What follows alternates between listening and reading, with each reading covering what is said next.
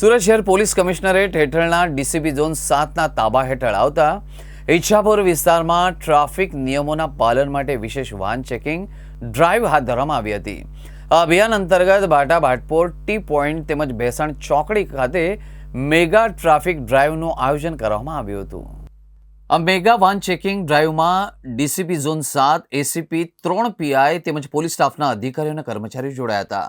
Drive દરમિયાન traffic નિયમોનું ઉલ્લંઘન કરનાર વાહન ચાલકો સામે કડક કાર્યવાહી કરવામાં આવી હતી. ચેકિંગ દરમિયાન બ્લેક ફ્રેમ લગાવેલા વાહનો, હેલ્મેટ વિના વાહનો ચલાવનાર અને ટ્રિપલ સવારી કરનાર તેમજ અન્ય ટ્રાફિક નિયમોનો ભંગ બદલ કાર્યવાહી પણ કરવામાં આવી હતી.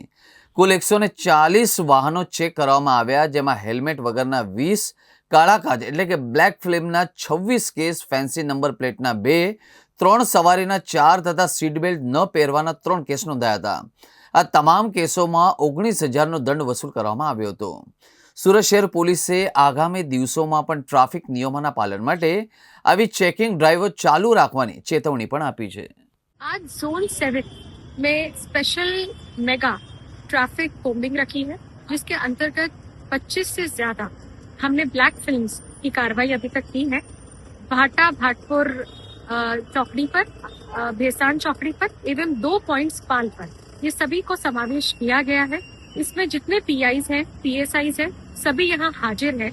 इसमें एमपी एक्ट के अंतर्गत डिफरेंट प्रोविजंस में भी कार्रवाई की जा रही है.